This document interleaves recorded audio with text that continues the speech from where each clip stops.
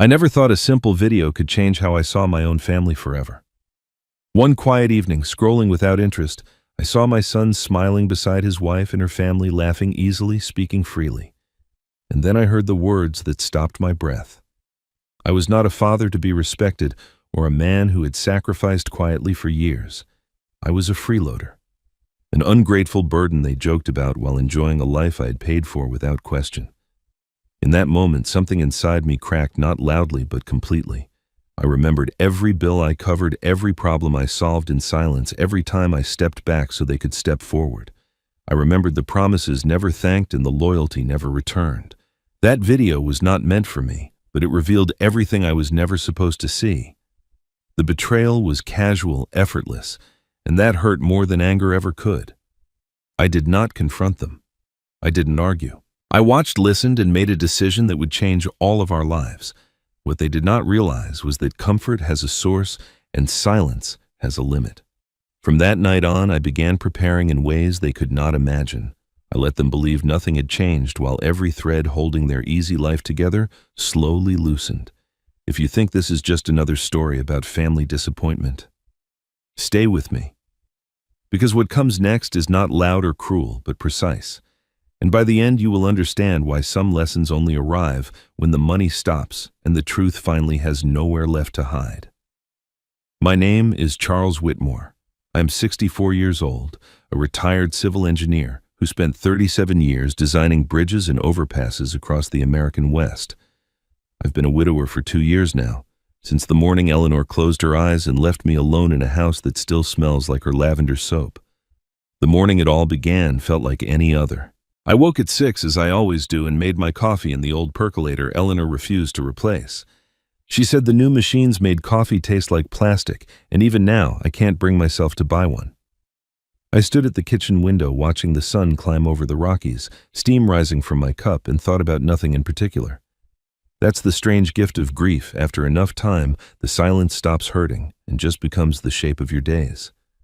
I had my routine, and routines are what keep men like me from falling apart.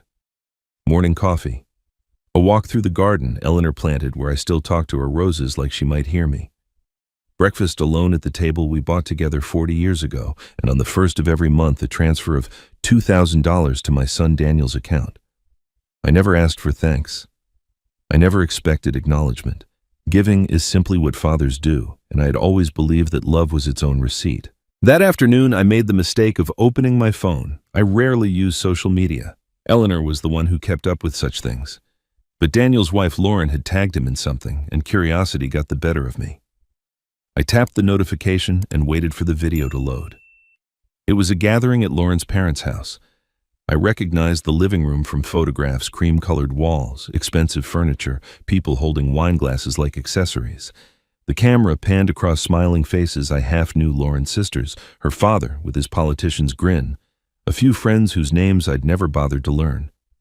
Music played in the background, something modern and forgettable. Then I heard my name. Lauren's voice cut through the noise like a blade through paper. She wasn't speaking to the camera, she was talking to someone off-screen, unaware that the phone was still recording. "Dad Whitmore," she said, and I could hear the sneer before I saw her face. "Please." The man's basically a freeloader living off Daniel's future inheritance. The room erupted in laughter. Not polite laughter, not uncomfortable laughter, the genuine kind, the kind that comes when people feel safe enough to be cruel. I watched Lauren's mother raise her glass in mock salute. I watched Lauren's father shake his head with amusement. And I watched my son, my only child, the boy I taught to ride a bicycle and drove to college and walked down the aisle at his wedding. Daniel said nothing. He smiled. He lifted his glass. He drank.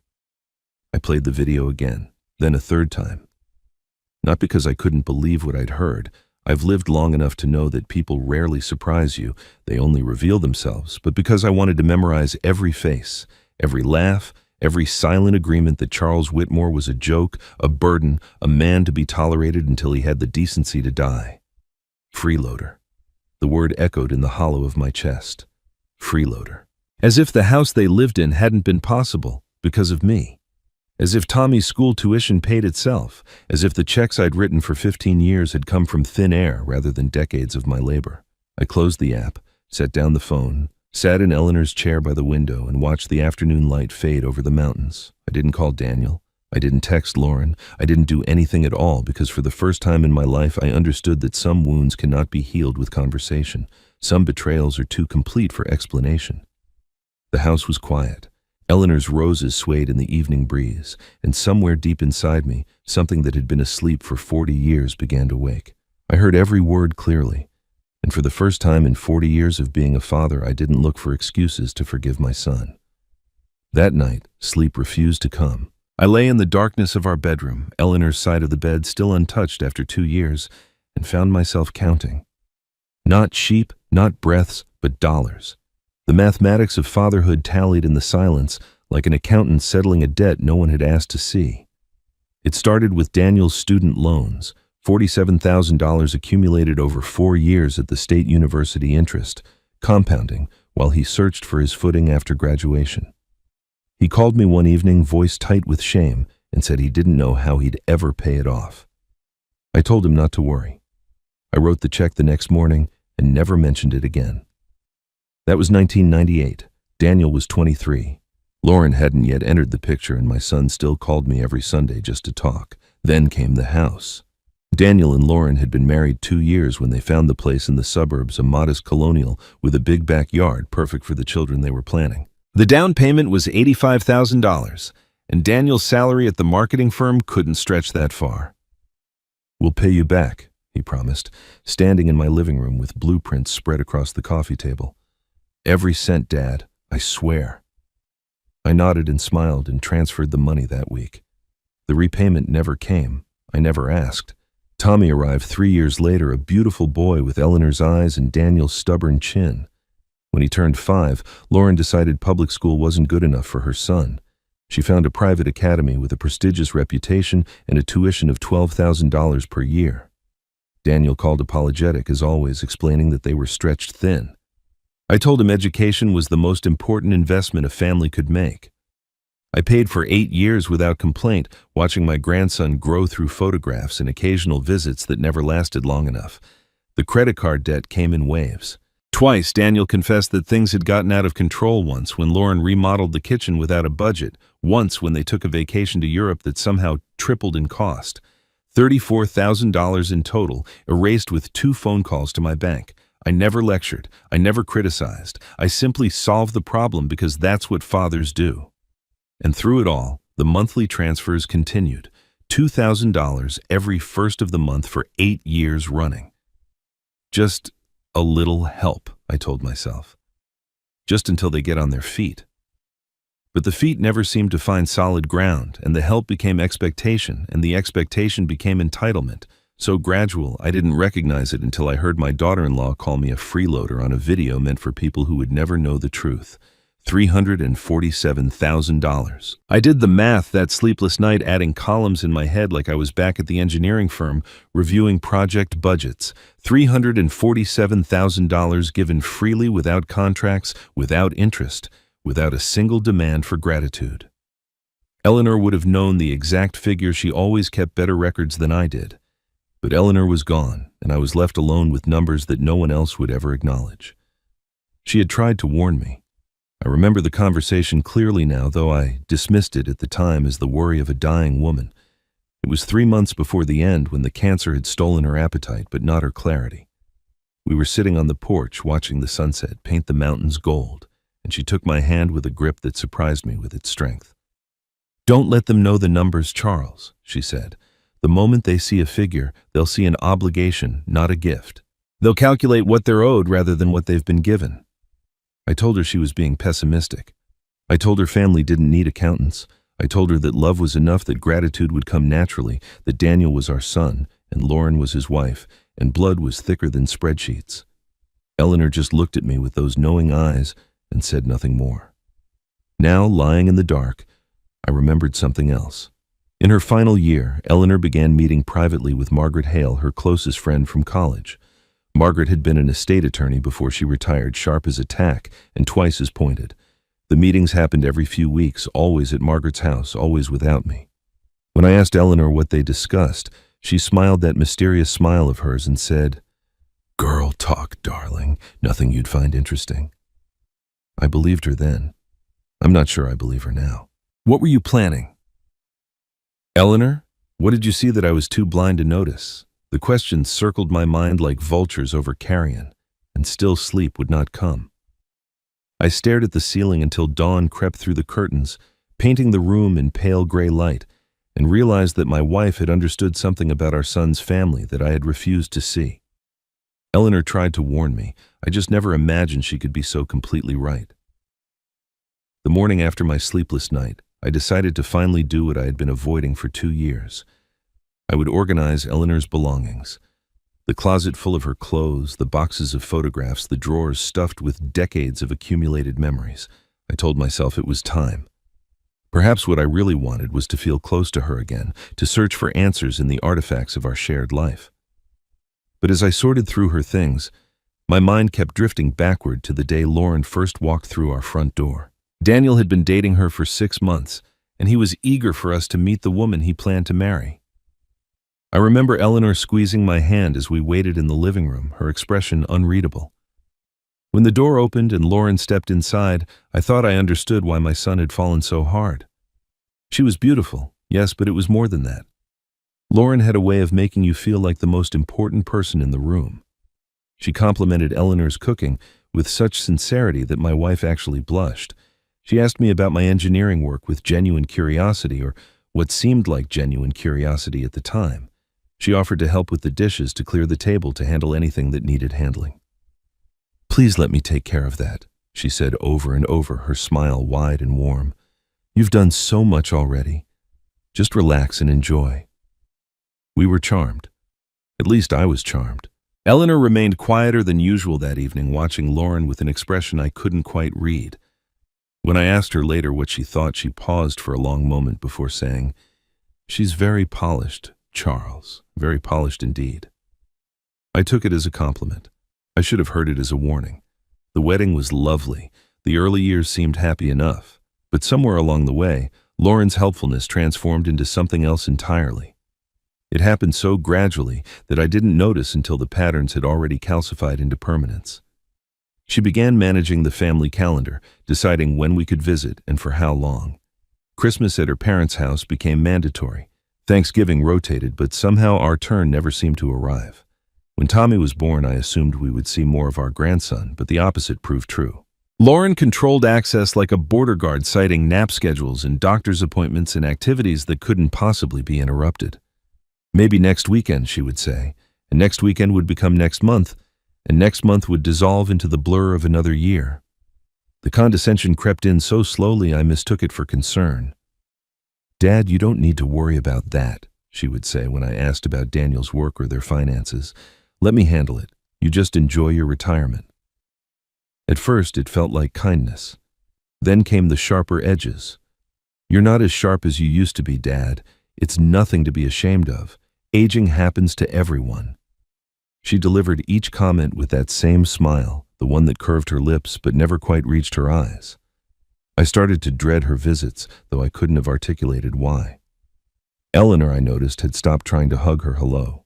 I found the journal in the bottom drawer of Eleanor's nightstand beneath a stack of old birthday cards and a faded photograph of our wedding day. It was a simple leather-bound notebook, the kind she used for grocery lists and appointment reminders. But when I opened it, I realized this was something different. These pages contained her private thoughts, written in her careful handwriting, dated and organized like evidence in a case she was building against an unnamed defendant. I flipped through the entries, my heart beating faster with each page. Most were ordinary reflections, worries about her health, memories of our early years together, notes about books she wanted to read. But then I reached an entry dated 3 years before her death, and the words stopped me cold. "Lauren doesn't love Daniel," Eleanor had written. "She loves what he'll inherit. I've watched her calculate every interaction, measure every kindness against what she might gain. Charles won't believe me if I tell him. He sees the best in everyone, even when there's nothing good to see. That's why I love him. That's also why I need to do something myself. I've been talking to Margaret about options, legal protections, ways to ensure that Charles is safe when I'm gone.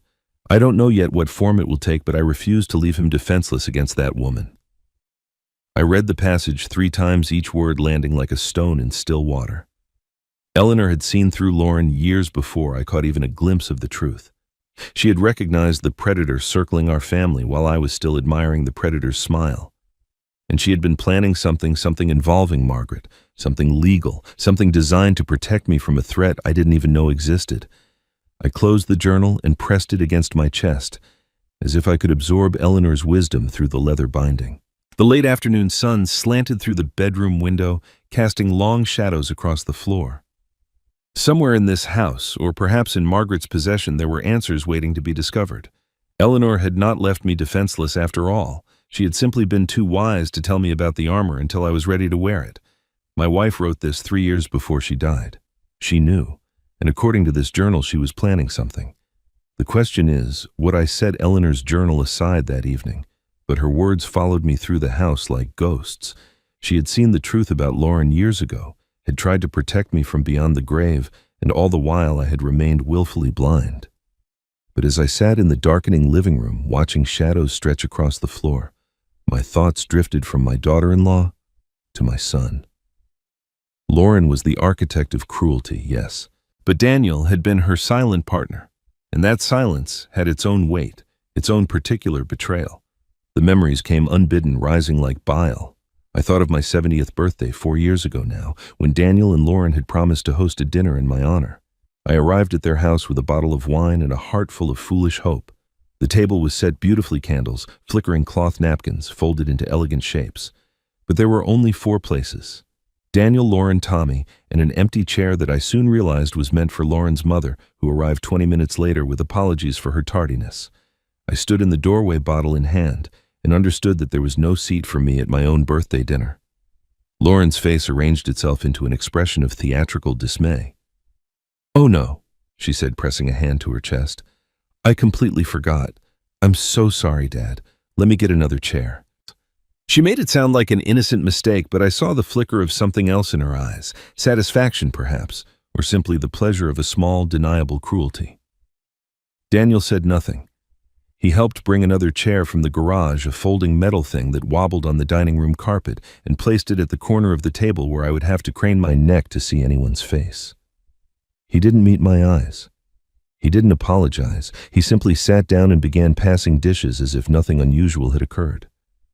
There were other moments, dozens of them accumulated over years like sediment forming stone. Holiday visits cut short because Lauren suddenly wasn't feeling well, though she always seemed to recover the moment I left. Invitations extended and then withdrawn because something came up. Always something vague, always something that couldn't be questioned without seeming petty. The time I drove 3 hours to watch Tommy's soccer game only to find the bleachers empty and the field dark. When I called Daniel confused, he said Lauren had told me the wrong date. An honest mistake, he assured me. These things happen. But the moment that crystallized everything was smaller than the rest, almost trivial in its cruelty. I had stopped by their house unannounced one Saturday afternoon, hoping to take Tommy for ice cream. Through the screen door, I heard my grandson's voice, bright with the innocence of a 6-year-old. "Why can't Grandpa come to my game tomorrow?" he asked. "He said he'd teach me how to catch better." Lauren's response came quick and smooth. "Grandpa's too old for that, sweetheart. He'd just slow you down. We'll find someone else to help." I stood frozen on the porch, hand raised to knock, and felt something crack inside my chest. Too old, too slow, a burden to be managed rather than a grandfather to be loved. I lowered my hand and walked back to my car without making a sound. I never mentioned it to Daniel. I never mentioned it to anyone, but I watched my son through the window before I drove away, and I saw him sitting at the kitchen table close enough to have heard every word. He said nothing. He did nothing. He simply continued reading his newspaper as if his wife hadn't just taught his son to dismiss his grandfather as irrelevant.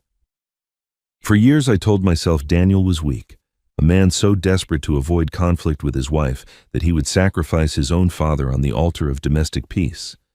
I pitied him even as I resented him. But lately something has started to bother me. The way he looks at me sometimes when Lauren isn't watching. It's not the vacant stare of a defeated man. It's something else entirely. His eyes hold a quality I can't quite name. Anticipation, maybe? Or guilt? Or something stranger still, like a man waiting for permission to speak. I've tried to decode that expression, to understand what lies behind my son's careful silence, but the answer eludes me. Perhaps he is simply a coward, as I've always assumed. Perhaps there is nothing beneath the surface but the hollow echo of a man who chose comfort over conscience. Or perhaps I'm wrong. Perhaps Daniel is playing a longer game than I've given him credit for. It doesn't matter, not anymore.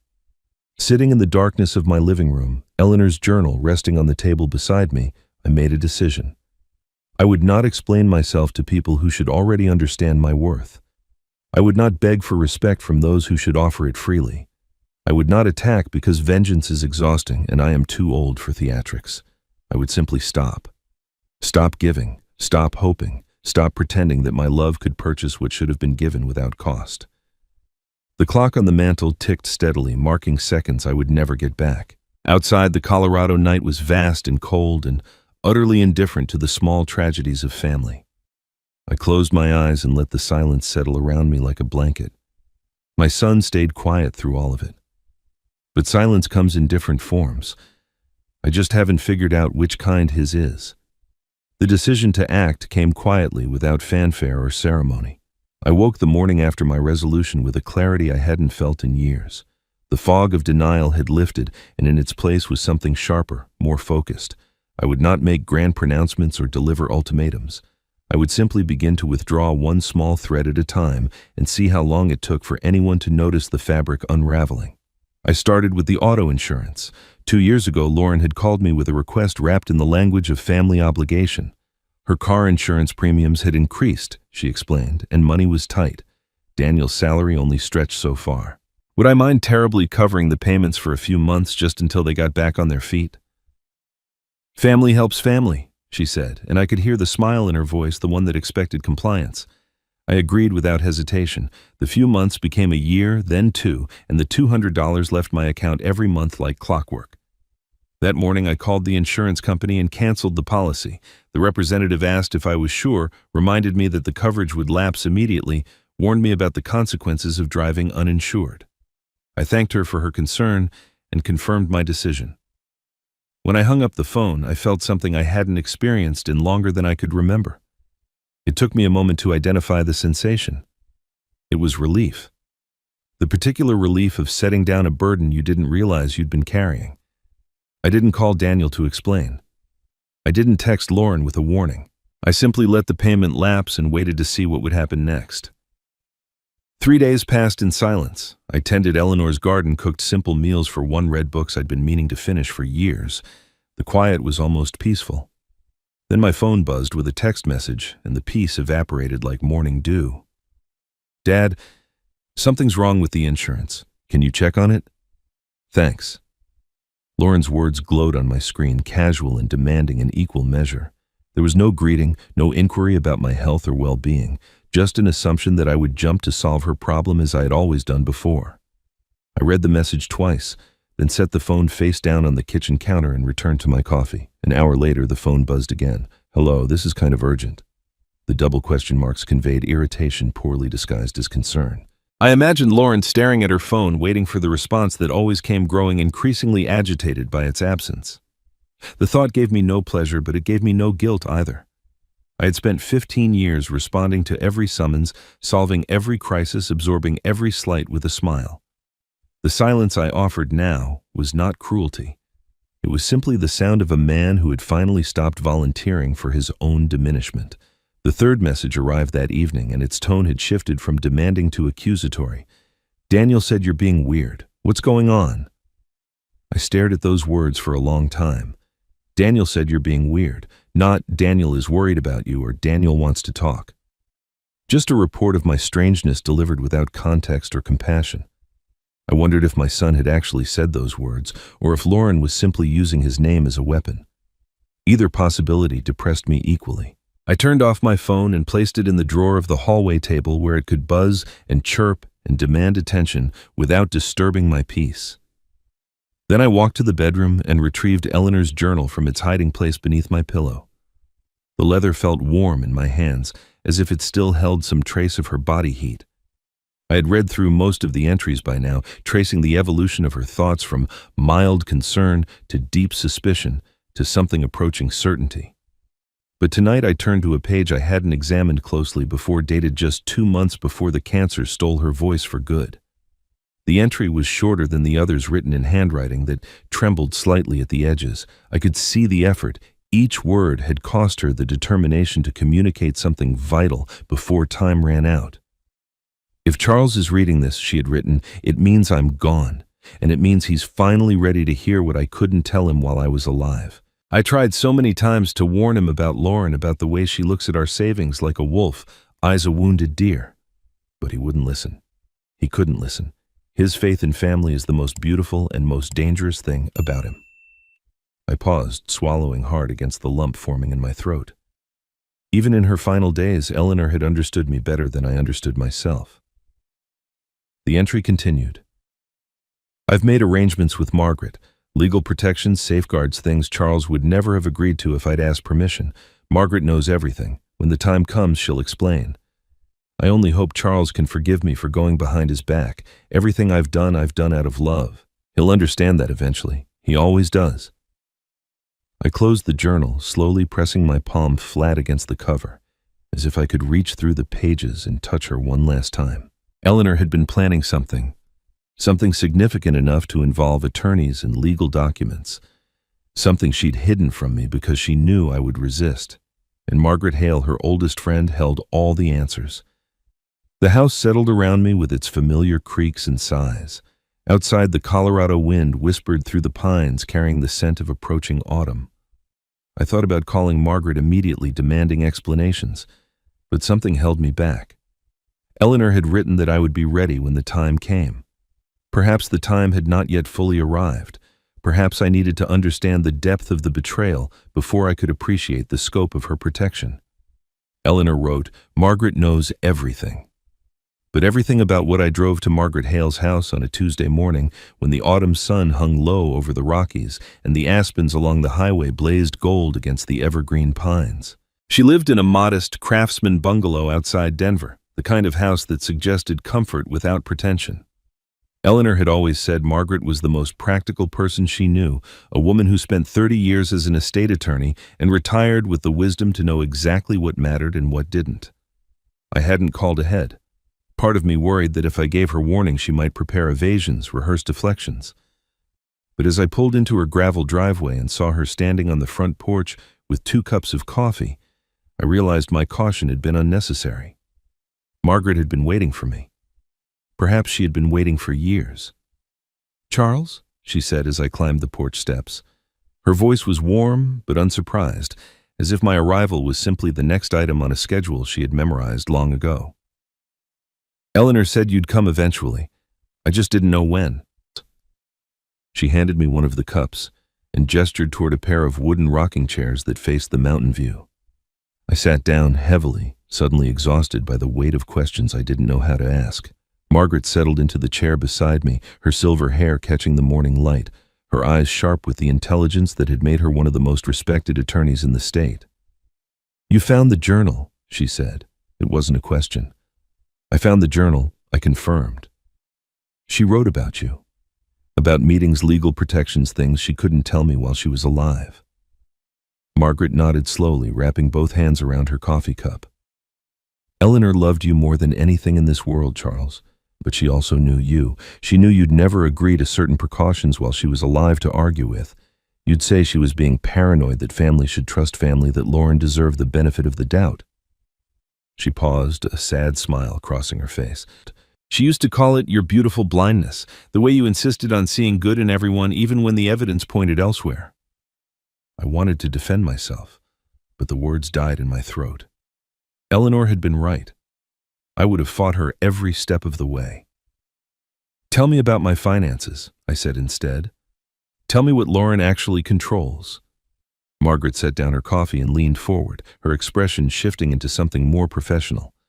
"That's the first thing we need to address. Lauren believes she has significant influence over your financial situation. She's mentioned it to several people, including a financial advisor she consulted last year about what she called family estate planning. She thinks she's positioned herself at the center of your wealth." "And is she?" Margaret's smile sharpened. "Not even close." She rose and disappeared into the house, returning a moment later with a thick manila folder. She handed it to me, and I opened it to find a comprehensive overview of my financial life bank statements, investment summaries, property deeds, retirement account balances. I recognized Eleanor's handwriting on some of the notes, and my chest tightened at the sight. "Let's start with the basics," Margaret said, settling back into her chair. "Your house in Colorado, the one you and Eleanor bought 32 years ago, is in your name only. Eleanor made sure of that when she reviewed your estate documents 5 years ago. Your investment portfolio, approximately $400,000 in index funds and bonds, is held in accounts that list only you as the owner. Your retirement accounts, your pension from the engineering firm, your Social Security benefits, all yours, all untouchable by anyone who isn't you." I flipped through the pages, watching the numbers blur together. "But what about the joint account? Daniel set that up years ago, said it would make things easier for family expenses." Margaret nodded. "The joint account exists, and yes, Lauren has access to it through Daniel. But do you know how much is in that account right now?" I shook my head. $12,000, Margaret said. "That's the account Lauren monitors like a hawk, the one she uses to track your spending habits and judge your financial decisions. She thinks she's watching your whole kingdom, Charles. In reality, she's watching the gift shop." The metaphor landed with unexpected force. I thought about all the times Lauren had made comments about my spending, the pointed observations about restaurant meals and new books and charitable donations. She had been auditing $12,000 while remaining completely ignorant of the hundreds of thousands that lay beyond her reach. "Lauren thinks she's the banker," Margaret continued. "In reality, she's just the teller. She can see small transactions make small withdrawals feel important about small decisions. But the vault is locked and she doesn't even know it exists." I closed the folder and pressed my palm against its surface, feeling the weight of information I should have understood years ago. "Eleanor did this. She restructured everything without telling me." "She protected you," Margaret corrected gently. "There's a difference." For a long moment, neither of us spoke. The mountain breeze carried the scent of pine and wood smoke, and somewhere in the distance, a hawk circled lazily against the endless blue sky. I watched it rise on the thermal currents, effortless and free, and felt something loosen in my chest. "There's more," I said finally. "The journal mentioned something you're holding, something Eleanor gave you." Margaret's expression flickered a brief shadow crossing her composed features. She looked away toward the mountains, and I saw her jaw tighten almost imperceptibly. "Eleanor gave me something to hold," she admitted, "something important, but she made me promise not to reveal it unless certain conditions were met." "What conditions?" She turned back to face me, and her eyes held a mixture of sympathy and resolve. "I can't tell you that, Charles. Not yet. Eleanor was very specific about the circumstances that would trigger the next step. She knew her plan might take years to unfold, and she was prepared to wait." I leaned forward, frustration rising in my throat. "Margaret, I've spent 2 years grieving my wife while my daughter-in-law called me a freeloader and my son stood by in silence. I think I've earned the right to know what Eleanor was planning." Margaret reached over and placed her hand on my arm, her touch gentle but firm. "You have. And you will. But not today." She paused, seeming to weigh her next words carefully. "Soon, I think. Sooner than either of us expected. Events are moving faster than Eleanor anticipated. Margaret is hiding something Eleanor left behind, and whatever it is, it's been waiting for exactly this moment." The weeks that followed my visit to Margaret's house became a quiet education in the art of strategic patience. I learned that victory doesn't always announce itself with trumpets and fanfare. Sometimes it moves in silence, document by document, signature by signature, while your opponent remains blissfully unaware that the ground beneath their feet has already shifted. Margaret had opened my eyes to the truth of my financial position, but she had also shown me something equally valuable, the depth of Lauren's delusion. My daughter-in-law believed herself to be the architect of our family's financial future, when in reality she was merely a spectator watching a play from the cheap seats, convinced she was directing the action on stage. I discovered the extent of her fantasy through Daniel, of all people. He called one evening ostensibly to check on me and let slip that Lauren had been telling her friends she was managing Dad Whitmore's affairs since he's getting a bit forgetful. The words landed like stones in still water, sending ripples of cold anger through my chest. Forgetful. The woman who had never held a job longer than 2 years was telling people she managed the finances of a man who had spent 4 decades calculating load-bearing tolerances and budget projections for million-dollar infrastructure projects. But I said nothing to Daniel. I simply filed the information away and continued my work with Margaret. We met twice a week at her bungalow outside Denver, always in the morning, always with fresh coffee and folders full of documents that required my attention. Margaret approached the task with the methodical precision of the attorney she had been for 30 years. Every move we made was legal, documented, and invisible to anyone who wasn't specifically looking for it.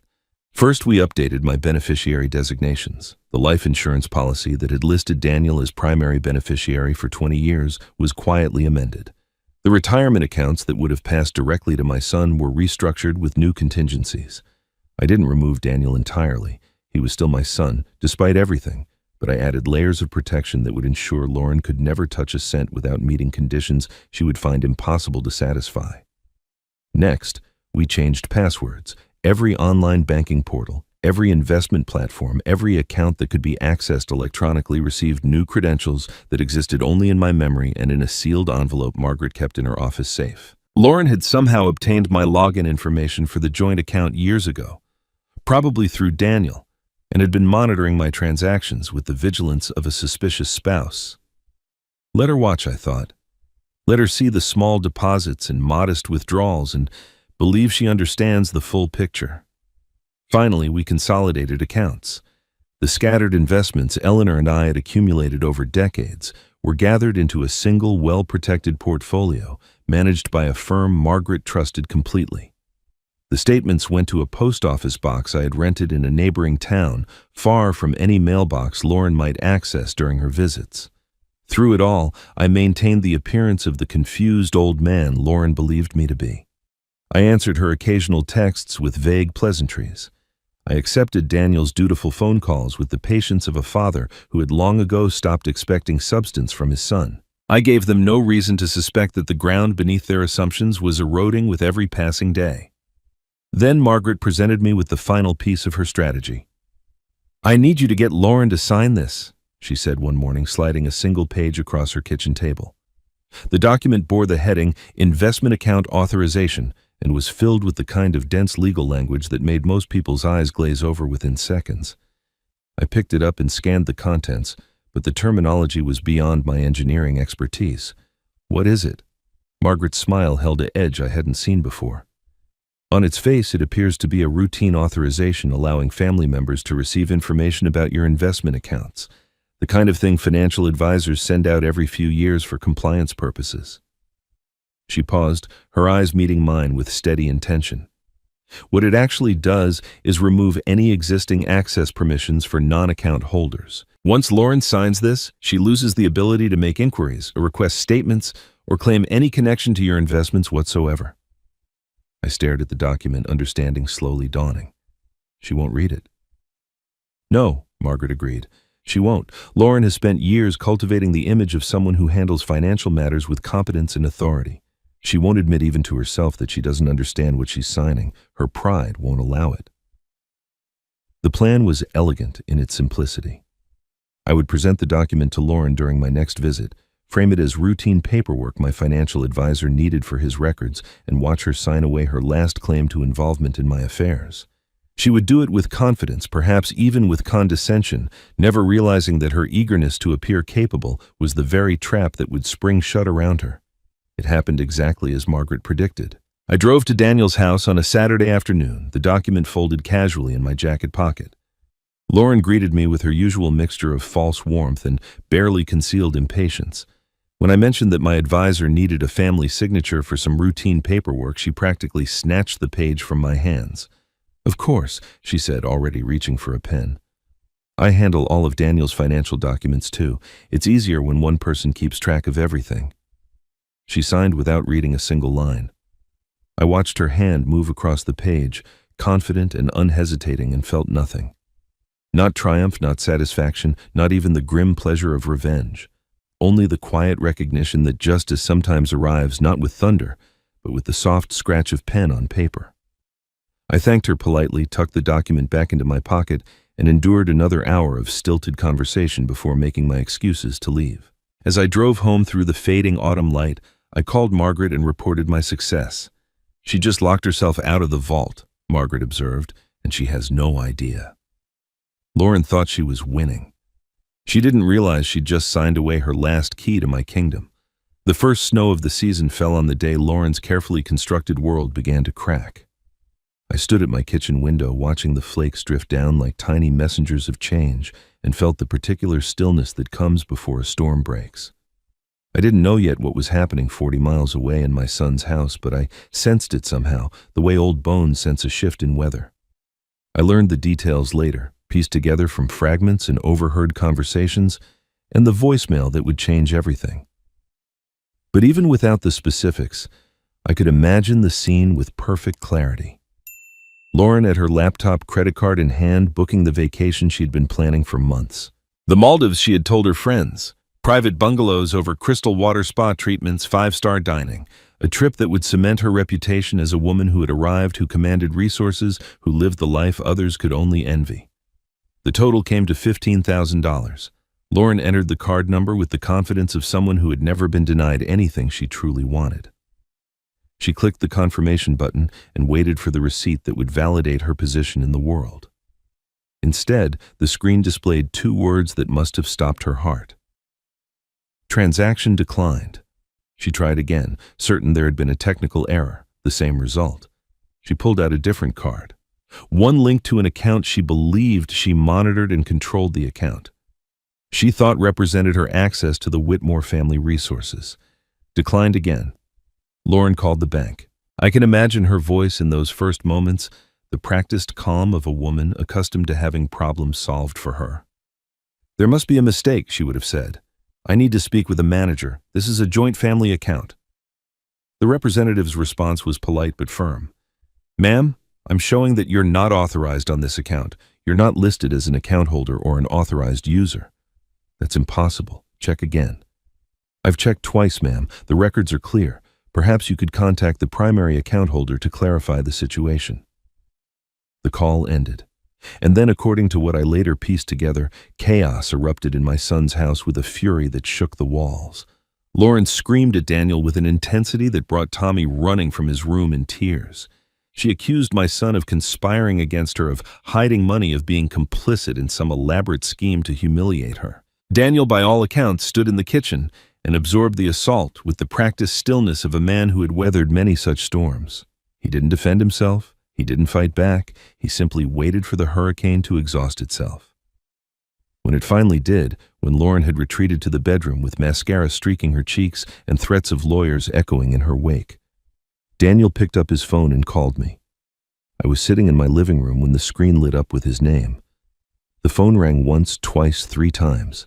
I watched it vibrate against the coffee table, watched his name flash with each ring, and made a decision I had never made before in 41 years of being his father. I let it go to voicemail. The silence after the ringing stopped felt like a held breath. I sat motionless in Eleanor's chair, staring at the dark screen, waiting.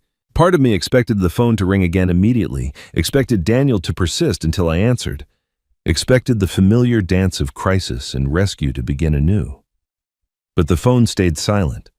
Then the voicemail notification appeared.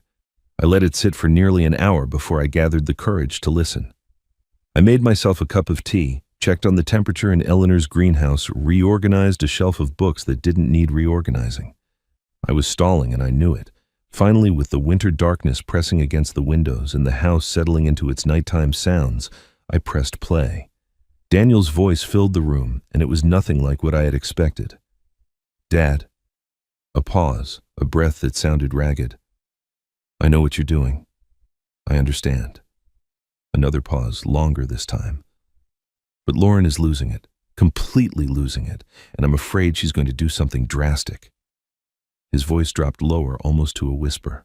"Please, Dad, just be careful. Just be..." I know you think I haven't been paying attention, that I don't see what's happening. But I do. I see it all. And I'm asking you not for her, not even for me. Just be careful." The message ended. I sat in the darkness, the phone pressed against my ear even though there was nothing left to hear, and tried to understand what my son had just told me. I know what you're doing. Not an accusation, not a demand for explanation. A statement of fact delivered with something that sounded almost like respect. I understand. Not anger, not betrayal, acceptance. Be careful, not a threat, a warning, the kind of warning you give someone you're trying to protect. I played the message again, listening for nuances I might have missed, searching for the manipulation or the hidden agenda. But there was nothing except the tired voice of a man caught between loyalties, a man who had perhaps been waiting for exactly this moment without knowing how to bring it about himself. The snow continued to fall outside, blanketing the world in white. I thought about Daniel's expression over the years, the look I had never been able to decode.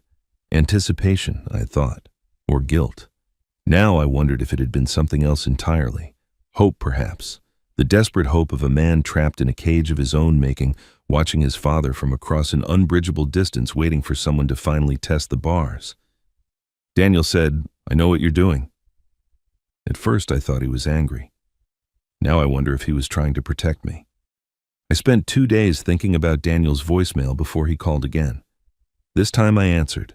His voice carried the careful neutrality of a diplomat negotiating between hostile nations, and I understood immediately that Lauren was somewhere nearby listening. "Dad, we need to have a family meeting," he said. "Clear the air. Lauren thinks there's been some miscommunication about finances, and she wants to make sure everyone's on the same page." I listened to the rehearsed quality of his words, the way each phrase sounded like it had been approved by committee. Lauren's committee. I imagined her standing behind him, arms crossed, nodding along as her husband delivered the script she had written. "No," I said. The silence on the other end stretched for several seconds. "No. There's nothing to discuss, Daniel. I've made decisions about my own finances, as is my right. I don't owe anyone an explanation, least of all someone who calls me a freeloader behind my back." I heard a sharp intake of breath that didn't come from Daniel. Lauren was definitely listening. "Dad, please, if we could just sit down together." My answer is no. I love you, son. But I won't sit at a table with people who've already decided who I am and argue for the right to be seen accurately. That's not a conversation. That's a trial where I've already been convicted. I ended the call before he could respond.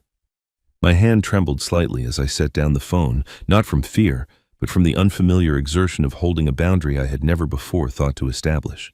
For 40 years I had been the peacemaker, the reconciler, the man who would drive any distance and endure any indignity to keep family bonds intact. That man had finally grown tired. What happened next I learned through the strange modern phenomenon of social media, where private grievances become public spectacles and family dirty laundry flutters in the digital wind for anyone to examine. Lauren, unable to control me through private manipulation, decided to wage her war in public. The post appeared on her Facebook page 2 days after my refusal. Margaret called to tell me about it, her voice tight with controlled anger as she read the words aloud. "Sad when elderly parents become manipulative and bitter," Lauren had written. "We've tried everything to help Dad Whitmore, but his mental decline has made him paranoid and hostile. If anyone knows good elder care resources, please share. We're at our wits' end trying to keep him safe from himself." I sat in silence as Margaret finished reading, feeling each word land like a small, precise wound. Mental decline, paranoid, hostile. Lauren had taken every quality that described her own behavior and projected it onto me with the confidence of someone who believed she controlled the narrative. She was betting that her version of events would become truth simply because she stated it loudly enough. "What do you want to do?" Margaret asked. "Nothing," I said. "Not yet." But the internet, I discovered, has a way of providing its own justice. Within hours, the comments beneath Lauren's post began to diverge from the sympathy she had clearly expected. Some people, mostly her friends from yoga class and the neighborhood book club, offered the support she was seeking. "So sorry you're dealing with this," they wrote. "Aging parents can be so difficult. Sending prayers for patience." But others remembered me differently. A woman named Patricia, whose children I had taught to fish at the community lake 20 years ago, commented with quiet precision. "Charles Whitmore built the playground equipment at Roosevelt Park with his own hands," she wrote. "He spent 3 weekends on that project and never asked for recognition. I have trouble reconciling that man with what you're describing." Robert, a former colleague from my engineering days, added his voice. "I worked with Charles for 15 years, sharp as a tack, honest as the day is long. If he's being difficult, I'd want to know why before I assumed the problem was his mind." A neighbor I barely knew wrote simply, "Charles brought flowers to my mother's funeral." He'd never even met her. He just knew I was grieving.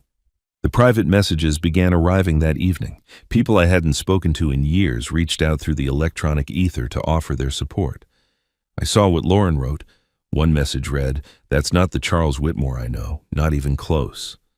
Another said, "Something smells wrong about this. If you need anything, I'm here." A third, from a woman whose name I didn't recognize, explained that she had met me once at a charity event and had never forgotten my kindness to her elderly father. "You spent an hour talking to him about bridges," she wrote. "He talked about it for weeks afterward. You're a good man. Don't let anyone tell you otherwise." I read each message, slowly savoring the unexpected gift of being seen by people I had never tried to impress. Lauren had wagered that her public accusation would isolate me, would turn the community against a confused old man who had become a burden to his loving family. Instead, she had triggered an outpouring of testimony from witnesses she didn't know existed. Margaret called again that night, and I could hear the satisfaction in her voice. "Lauren's post has over 100 comments now," she reported. "About half of them are questioning her version of events. Someone even asked why she's publicly shaming her father-in-law instead of handling family matters privately." What did she say to that? She deleted the comment, but not before several people took screenshots. I stood at my window watching the winter stars emerge one by one from the darkening sky. Lauren had tried to weaponize public opinion to transform sympathy into a cudgel she could use against me. But she had miscalculated. She had assumed that no one would remember the man I had been before she entered my life, that the only narrative that mattered was the one she chose to tell. She was wrong. Lauren wanted public opinion to be her judge. She didn't know that truth doesn't need a lawyer, it just needs witnesses. Margaret struck the next morning with the precision of a surgeon and the patience of a woman who had spent 30 years in courtrooms, waiting for exactly the right moment to present her evidence. She didn't ask my permission. She didn't warn me what she was planning. She simply acted, and in doing so changed everything. Her comment appeared beneath Lauren's post at exactly 9 o'clock, when the maximum number of people would be checking their phones over morning coffee. I didn't see it until Margaret called to read it to me, her voice carrying the quiet satisfaction of a chess player who has just declared checkmate. "For context," she had written, "over the past 15 years, Charles Whitmore financially supported his son's family with approximately $347,000. This includes mortgage assistance, debt payments, and monthly support. All given freely, never requested back. I have documentation available for anyone who wishes to verify these figures. I was Eleanor Whitmore's estate attorney and close friend for 40 years, and I will not stand by while a good man's reputation is destroyed by those who benefited most from his generosity." She attached nothing. She accused no one directly. She simply stated facts and let the mathematics speak for themselves. The internet, I learned, can turn on a person with breathtaking speed. Within hours, Lauren's post had transformed from a platform for sympathy into an arena of judgment. The comments multiplied exponentially, each one more pointed than the last. "Wait, he gave them how much money?" someone wrote, "and she's calling him a freeloader," another commenter. Someone I had never met did their own calculations. That's almost $2,000 a month for 15 years. Who exactly was supporting whom here? Lauren's supporters vanished like morning fog under harsh sunlight. The friends who had offered prayers and sympathy fell silent or deleted their comments entirely. A few brave souls attempted to defend her, suggesting that Margaret's numbers might be exaggerated, but they were quickly drowned out by the chorus of skepticism that had turned against Lauren with the ferocity of a crowd that felt it had been deceived. Lauren deleted the original post by noon, but the screenshots had already spread beyond her control. The narrative she had crafted so carefully, the story of a devoted daughter-in-law struggling to manage a declining elderly parent, lay in ruins. In its place stood a different picture entirely, a woman who had taken hundreds of thousands of dollars from the man she mocked as a burden. I spent the afternoon in a strange state of suspended emotion, neither triumphant nor relieved. Margaret had done what needed to be done, but the exposure of family secrets on a public stage left me feeling hollow rather than vindicated. I made dinner without tasting it, watched the evening news without hearing it, and waited for whatever would come next.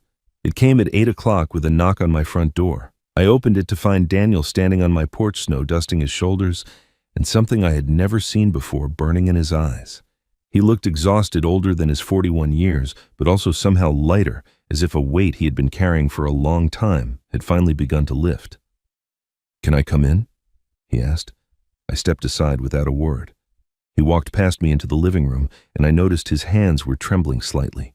He reached into his coat pocket and withdrew a small object, holding it out to me with the gravity of a man presenting evidence in his own defense. It was a USB drive, ordinary, unremarkable, smaller than my thumb. "Dad," Daniel said, and his voice cracked on the word. "I've been recording Lauren for 18 months. Every conversation where she talked about you, every cruel thing she said, every plan she made." He swallowed hard, his eyes never leaving mine. "I'm not the coward you think I am. I was building a case for divorce." The words hung in the air between us, reshaping everything I thought I knew about my son. "I wanted to tell you," he continued, the words coming faster now. "So many times I wanted to explain, but I couldn't risk Lauren finding out before I had enough evidence. Colorado is a one-party consent state for recordings. Everything on that drive is legal, admissible." He laughed bitterly. "Mom would have appreciated the irony. She always said I should have gone to law school." I looked at the USB drive in my hand, this tiny vessel containing truths I had thought were lost forever. 18 months of recordings, 18 months of my son quietly gathering evidence while I believed he had abandoned me. "Why now?" I managed to ask. Daniel's expression softened into something that looked almost like peace. "Because you finally fought back. Because you showed me it was possible to stand up to her and survive." He took a breath. "And because Mom left me a letter, Dad. Before she died, she told me everything, about the trust, about Margaret, about what she'd been planning. She said when you were ready to fight, I should be ready to fight beside you." Eleanor. Even from beyond the grave, she was orchestrating our salvation. The USB was smaller than my thumb, but inside it was 18 months of truth I thought I'd never hear. We sat at the kitchen table, the same table where Eleanor and I had shared 40 years of morning coffee and evening conversations, and Daniel told me everything. The USB drive lay between us like a bridge spanning the distance that had grown so wide I had believed it could never be crossed. Outside, the snow continued to fall, muffling the world in white silence, while my son finally spoke the words he had been holding back for years. "It started at Mom's funeral," he said, his voice low and steady. "After the service, when everyone was milling around at the reception, I went to find Lauren. She was in the hallway outside the bathroom talking to her mother on the phone. She didn't know I was there." He paused, and I saw his jaw tighten with the memory. "She said, 'At least now there's one less person between us and the money.'" Those exact words, Dad, standing in the church where we'd just buried my mother, and that's what she was thinking about. Not grief, not loss, just the inheritance she thought was coming her way. I felt something cold settle in my chest. I had known Lauren was calculating, had suspected her motives for years. But hearing this, knowing she had said those words while Eleanor's body was still warm, transformed suspicion into certainty, with a finality that left no room for doubt. "I wanted to confront her right then," Daniel continued, "to end it. But when I tried to bring up divorce a few weeks later, she changed. The woman I'd married disappeared and someone else took her place." His hands clenched on the table. "She told me that if I ever tried to leave, she'd take Tommy and make sure I never saw him again. She said she'd tell everyone I was unstable, that I'd been emotionally abusive, that she feared for her safety. She had it all planned out, Dad. Every move, every accusation. She'd been preparing her exit strategy for years, just in case she ever needed it." "So you stayed?" I said. "I stayed, and I started recording." He looked at me with eyes that held no shame, only exhaustion. I knew that if I was going to get out, if I was going to protect Tommy, I needed evidence, proof of who she really was. Colorado law allowed me to record conversations I was part of, so I started documenting everything. Every threat, every manipulation, every cruel thing she said about you when she thought no one was keeping track. The weight of what he had endured pressed against my heart.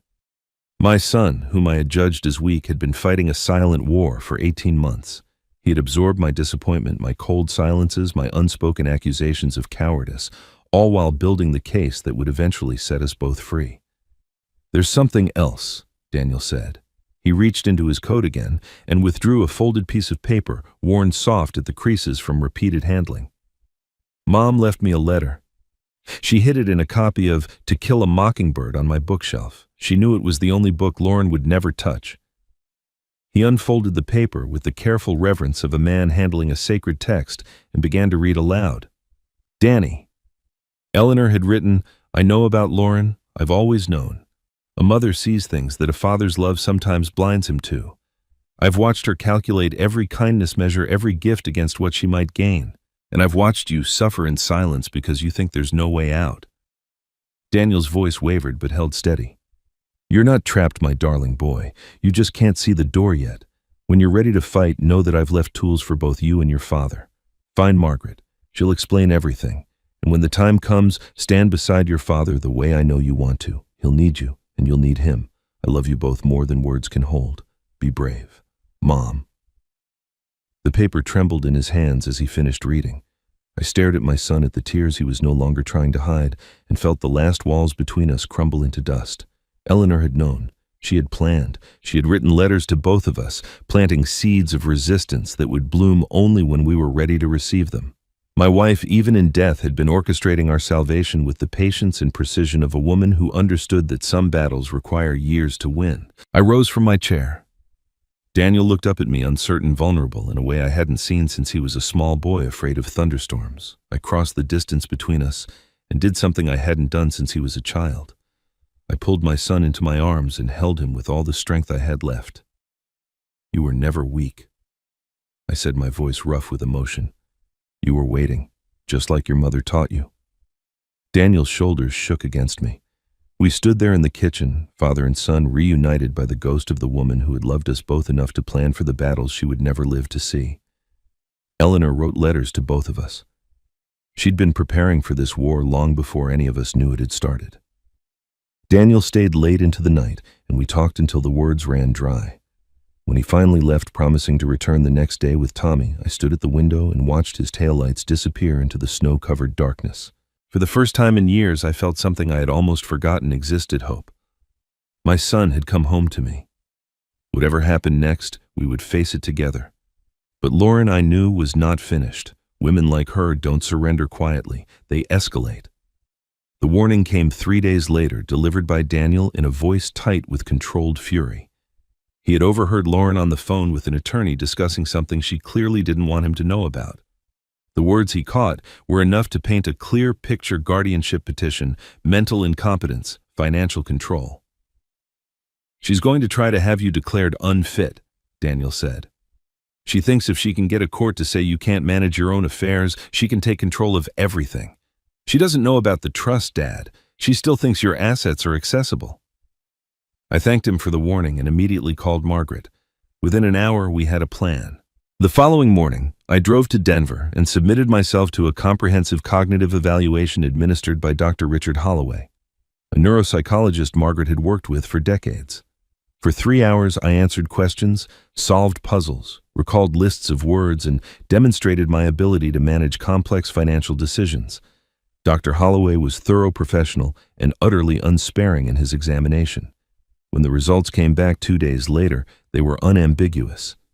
Mr. Whitmore demonstrates superior cognitive function for his age group, the report stated. Testing reveals no impairment in memory, executive function, reasoning, or judgment. The subject displays exceptional mathematical ability and maintains detailed, accurate records of his financial affairs. There is no clinical evidence to suggest diminished capacity of any kind.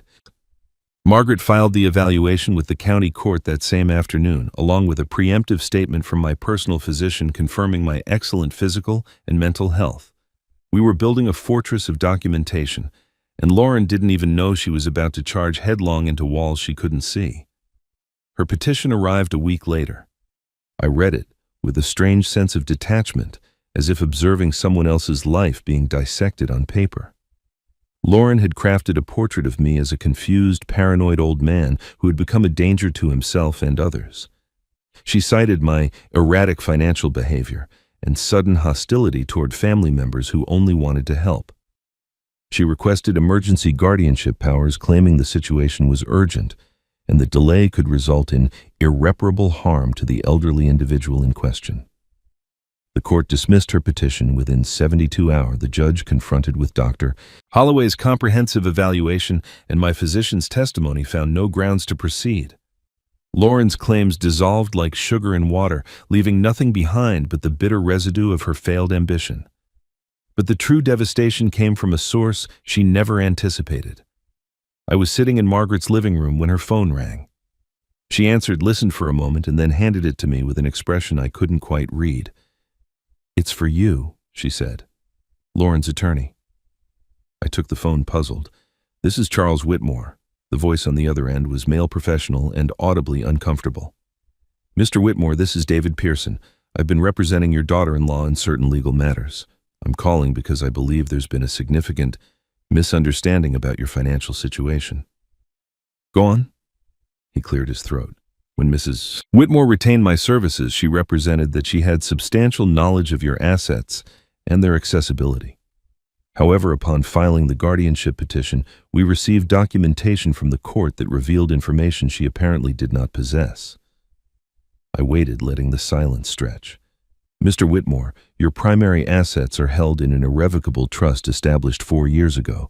The grantor was your late wife, Eleanor Whitmore. The trustee is Margaret Hale." He paused, and I could hear papers shuffling. "There's a specific provision in the trust documents. If any party files what the trust defines as a bad faith guardianship claim against you, certain protective measures activate automatically. The assets become entirely inaccessible to any family member except through distributions approved solely by the trustee." The words washed over me like warm rain. Eleanor. My Eleanor. She had built this fortress brick by brick, provision by provision, while I remained oblivious to the war she knew was coming. "What does this mean for my daughter-in-law's claims?" I asked, though I already knew the answer. "It means she has no claim, Mr. Whitmore, none whatsoever. The trust was designed specifically to protect against exactly this kind of action. Your wife was—" He paused, searching for words. "Your wife was remarkably thorough." I thanked him and ended the call. Margaret was watching me with a small smile playing at the corners of her mouth. "Eleanor made me promise," she said softly. "She said there would come a day when Lauren would overreach. She said all I had to do was wait and Lauren would walk into the trap herself." I thought of my wife dying of cancer, still finding the strength to plan for battles she would never see. She had known Lauren better than any of us, and she had loved me enough to build walls I would never need to defend, because the very act of attacking them would destroy the attacker. Lauren tried to steal everything. She didn't know Eleanor had locked the vault years before she even planned the robbery. Margaret called me the following afternoon and asked me to come to her house. Her voice carried a weight I hadn't heard before, a solemnity that told me we had arrived at a moment she had been anticipating for years. When I pulled into her driveway, she was waiting on the porch, despite the bitter cold, holding a cream-colored envelope pressed against her chest. "The conditions have been met," she said as I climbed the steps. "Eleanor's instructions were specific. The envelope was only to be opened if someone filed a guardianship petition against you in bad faith." She extended her hands, offering me the envelope like a priest presenting a sacrament. "It's time, Charles." We went inside and I sat at her kitchen table while she made tea. Neither of us would drink.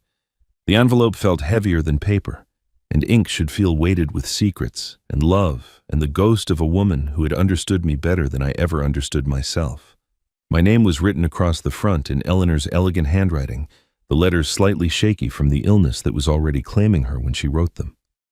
I opened the seal carefully, as if the envelope itself were precious, and withdrew 2 documents. The first was a thick sheaf of legal papers, the trust documents Margaret had referenced. I set them aside for later examination. The second was a letter, 3 pages of Eleanor's handwriting, and this I read immediately, hungrily desperate to hear her voice one more time. "My dearest Charles," she began, and I could hear her speaking the words, could see her sitting at her desk in the bedroom we shared for 4 decades. "If you're reading this, then I was right about them, and I'm sorrier than you know. Not sorry that I prepared, but sorry that preparation was necessary. Sorry that our son married a woman who saw you as an obstacle rather than a father. Sorry that I couldn't tell you while I was alive what I knew to be true." I paused, steadying myself against the tide of emotion rising in my chest. "You would have defended them," the letter continued. You would have made excuses, seen good where there was none, found reasons to forgive what should never have been tolerated.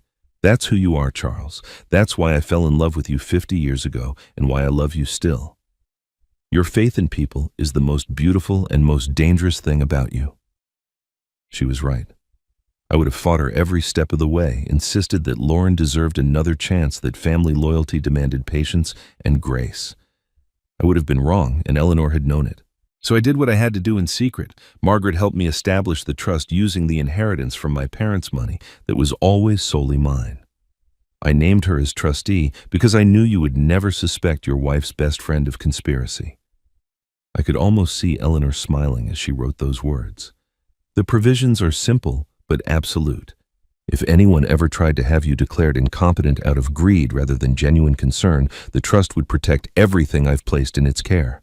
They cannot touch it. They cannot claim it. They cannot use the law to steal what you've earned. I turned to the second page, my vision blurring at the edges. I didn't want to control you, my love. I wanted to catch you if you fell. I wanted to build a net beneath the tightrope I knew you would walk someday when I was no longer there to hold your hand. You've always been too generous, too trusting, too willing to give until nothing remained. I couldn't change who you are. I could only make sure that your kindness wouldn't destroy you. The third page was shorter, the handwriting more uneven, as if she had written it on a day when the pain was particularly fierce. When you finish reading this, you're going to be angry with me. You're going to feel betrayed, manipulated, managed like a child who couldn't be trusted with the truth. And you'll be right to feel that way. I kept secrets from you, Charles, big secrets. I justified them with love, but they were secrets nonetheless. I wasn't angry. I couldn't find room for anger beneath the overwhelming weight of what she had done for me. But if I've done this right, if Margaret has followed my instructions, and Daniel has found his courage, and you have finally started to fight back, then maybe you'll understand. Maybe you'll forgive me. Maybe you'll look at our life together and see not the secrets I kept, but the love that made them necessary. She signed the letter with 3 words that broke something open in my chest. Forever yours, Eleanor. I sat alone in Margaret's kitchen as the winter sun faded and the shadows grew long across the floor. I read Eleanor's letter once, twice, 5 times until the words were etched into my memory like inscriptions on stone. She had known. She had prepared. She had built fortifications around my life while I remained oblivious to the siege that was coming, and she had done it all because she loved me too much to watch me be destroyed by my own goodness. The tears came then, the first I had shed since the morning I found her cold and still beside me. But these were not the tears of grief I had expected. They were tears of gratitude, of awe, of a love so profound it had reached beyond death to keep its promises. My wife loved me enough to prepare for the day I'd be betrayed. That's a kind of love most people never get to experience. The weeks that followed Eleanor's letter were filled with the machinery of justice grinding slowly but inexorably forward. Lauren withdrew her guardianship petition the day after her attorney explained the full scope of the trust's protections, but the withdrawal came too late to undo what she had set in motion. Some doors once opened cannot be closed again. Some consequences once triggered must be allowed to run their course. Daniel filed for divorce on a cold morning in January, walking into the courthouse with a folder of documents and the USB drive that contained 18 months of recorded truth. I offered to accompany him, but he shook his head. This is something I need to do alone, Dad, for Tommy, for myself. I watched him go, this son I had misjudged for so long, and felt a pride that brought tears to my eyes. The recordings proved devastating. Daniel's attorney played them for the judge during the preliminary custody hearing, and I was told later that the courtroom fell absolutely silent. Lauren's voice filled the space, sharp and calculating, discussing plans that stripped away any pretense of maternal concern. Tommy's college fund is just sitting there, she had said in one recording, unaware that her husband's phone was capturing every word. If things go south, I can cash it out and use it for a fresh start in California. He's young enough that he won't remember any of this by the time he's grown. In another recording, she was laughing with her mother about my health. The old man can't last forever, Lauren said. He's basically a dying ATM at this point. We just have to wait him out. A dying ATM. The word spread through the community like wildfire once the court documents became public record. People who had once accepted Lauren's charming facade now saw her clearly, perhaps for the first time. The sympathy she had cultivated so carefully evaporated, replaced by the particular disgust reserved for those who prey upon the elderly and vulnerable. The judge granted Daniel primary custody of Tommy, citing the recordings as evidence of Lauren's manipulative tendencies and financial irresponsibility. The ruling noted that a mother who would discuss raiding her child's college fund for personal benefit did not demonstrate the judgment necessary for primary caregiving. Lauren was granted supervised visitation every other weekend, a schedule that reflected the court's deep concern about her influence on an impressionable 8-year-old boy. Her parents reacted with the swiftness of people desperate to distance themselves from scandal. The same mother who had laughed about me being a dying ATM suddenly stopped returning Lauren's calls. The father who had raised his glass at the video that started everything quietly removed his daughter from the family business's board of directors. They didn't issue public statements or dramatic denunciations. They simply withdrew, contracting their circle of concern until Lauren found herself standing outside its boundaries. I watched her unraveling from a distance, taking no pleasure in her suffering, but feeling no obligation to prevent it either. She had constructed her own downfall brick by brick, lie by lie. I was merely a witness to the architecture of consequences she had designed without realizing what she was building. The phone call came on a February evening when the snow lay thick on the ground and the darkness fell early across the mountains. I was reading in Eleanor's chair, a cup of tea growing cold beside me, when Lauren's name appeared on my screen. I almost didn't answer, but something made me pick up perhaps a final curiosity about what she could possibly have left to say. "Dad?" Her voice was smaller than I had ever heard it, stripped of the confidence that had defined her for as long as I'd known her. "Please, Dad, can we talk?" I said nothing, waiting. "I know I made mistakes," she continued, the words tumbling out in a rush. "Big mistakes. I was wrong about so many things, and I'm sorry. I'm so sorry." She was crying now, her sobs punctuating each sentence. "But everyone deserves a second chance. I'm Tommy's mother. I'm Daniel's wife. I'm part of this family. Please, Dad, help me fix this. Help me make it right." I listened to her tears, to the desperate pleading of a woman who had finally hit the bottom she never believed existed. Part of me, the part Eleanor had loved and worried about in equal measure, wanted to offer comfort, wanted to find the words that would ease her pain and restore some version of peace. But I thought about the video, about the Freeloader comment and the laughter that followed, about 15 years of condescension and control, about Tommy's college fund and dying ATMs, and every small cruelty she had inflicted while smiling that smile that never reached her eyes. "Lauren," I said quietly, "you had 15 years of chances, 15 years to treat me with basic human decency, 15 years to be the wife my son deserved and the mother Tommy needed." I paused, letting the words settle. "You spent every one of those chances teaching my son how to be ashamed of his father, teaching my grandson that I was too old and too slow to matter. You made your choices, Lauren, all of them, and now you'll have time to think about what those choices cost you." I ended the call before she could respond. The phone rang again immediately. I let it go to voicemail. It rang 3 more times that night, each call shorter than the last, until finally silence settled over the house like a blanket of fresh snow. Lauren's voice trembled, but not from anger anymore. For the first time, she understood exactly what she'd lost. Spring arrived slowly that year, melting the snow in patches and coaxing the first tentative shoots from Eleanor's garden.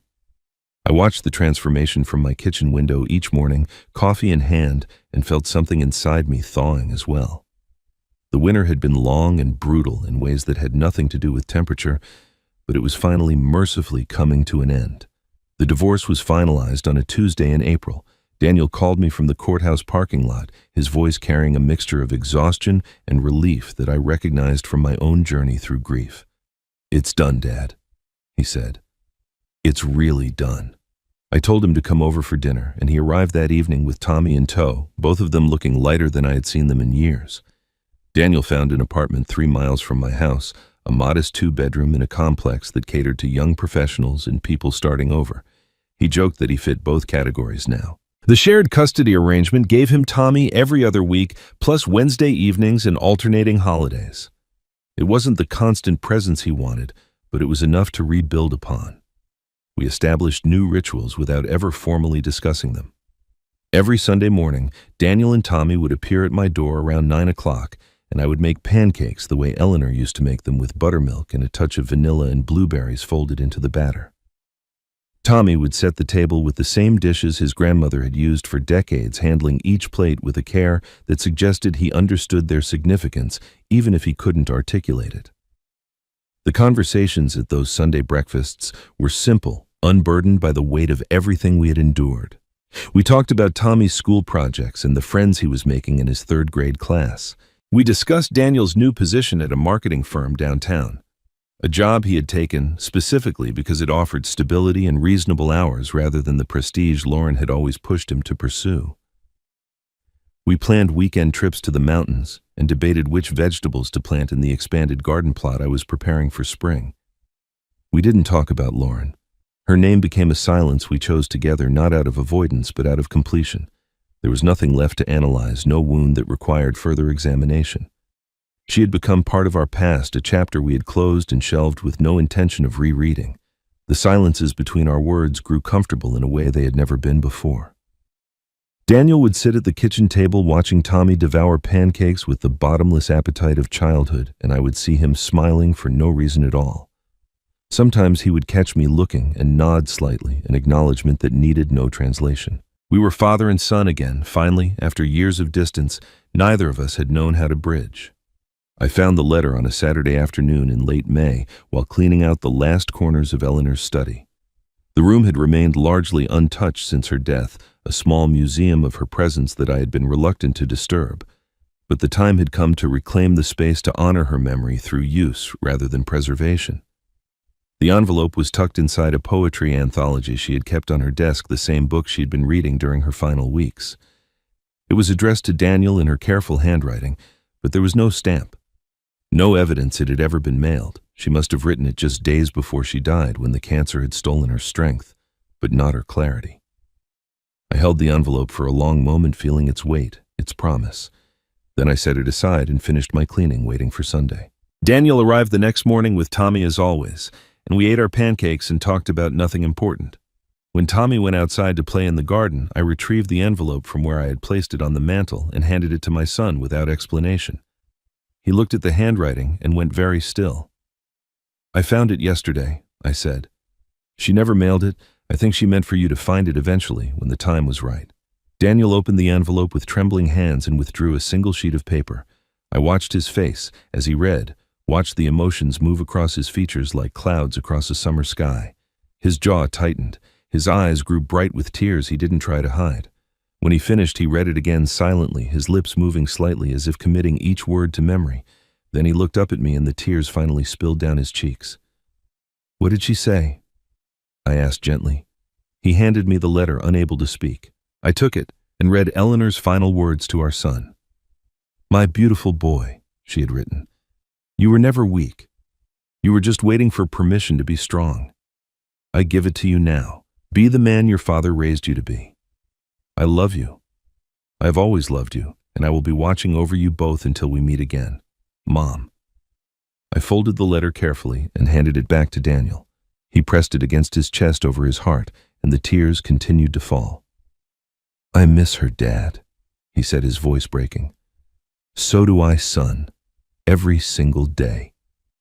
A year passes differently when you're no longer counting the days until something changes. The seasons turned without urgency, each one bringing its own quiet gifts.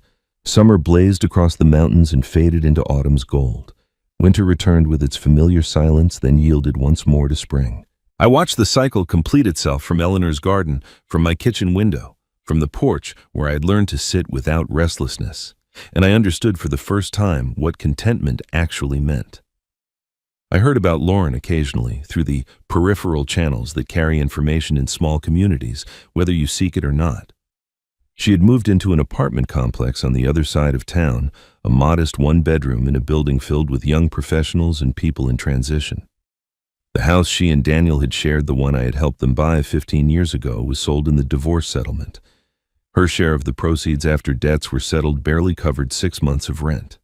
She found work at an insurance company downtown, a mid-level administrative position that paid adequately but offered none of the status she had once considered her birthright. Her social media accounts, which had previously overflowed with curated images of success and sophistication, fell silent.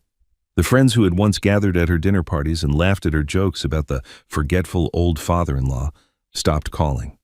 One by one, they drifted away, drawn to other orbits that promised more warmth and less complication. I didn't take pleasure in her diminishment. That surprised me at first, this absence of satisfaction at watching the woman who had called me a freeloader reduced to a life of quiet anonymity. But revenge, I was learning, had never really been what I wanted. I had wanted recognition. I had wanted respect. I had wanted to stop being invisible to the people who should have seen me most clearly. Lauren's fall gave me none of those things. Only time and truth, and the steady rebuilding of what had been broken could accomplish that. Daniel thrived in ways I hadn't dared to hope. His new job suited him, demanded enough to keep him engaged, but not so much that it consumed him. He had time now for the things that mattered. Time to coach Tommy's little league team. Time to join me for fishing trips to the mountain lakes Eleanor and I had loved. Time to become the man he had always been capable of becoming once he was free from the weight of a marriage that had been suffocating him for years. He started dating in the fall a woman named Sarah he'd met at work. She was kind in the uncomplicated way of people who have nothing to prove genuine in her interest and unguarded in her affection. The first time Daniel brought her to Sunday breakfast, I watched her interact with Tommy and saw immediately what my son had seen. She listened when the boy talked about his dinosaur collection. She laughed at his jokes without the performative quality that had always marked Lauren's engagement with her own child. She was in every way that mattered nothing like the woman who had preceded her. Tommy adapted to his new reality with the resilience children often display when adults expect them to struggle. He visited his mother on designated weekends, fulfilling the custody arrangement with dutiful acceptance.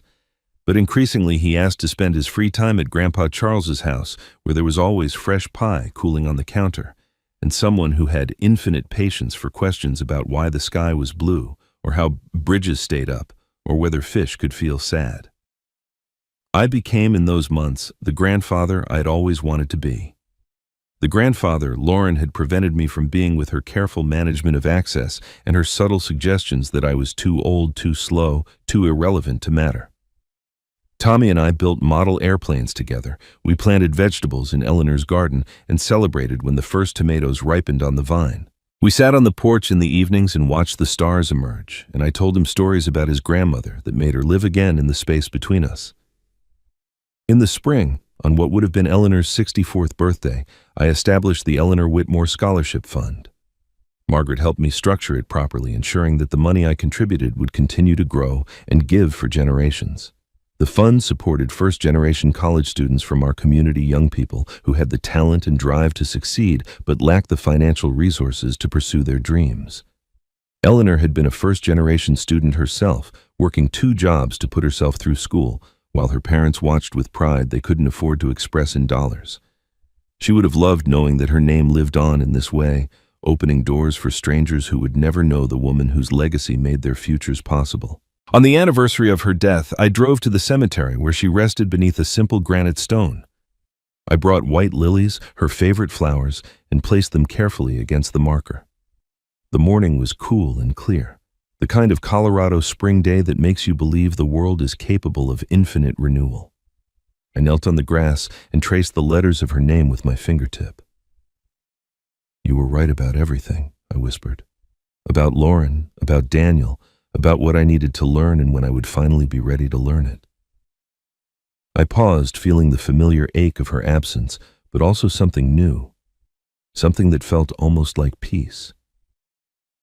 "You saved us, Eleanor.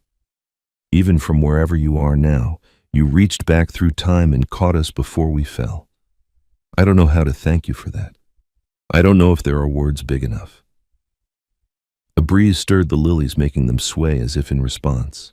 I stayed for a long time talking to her about Tommy's latest accomplishments, and Daniel's new relationship, and the garden that was already producing more than I could eat alone.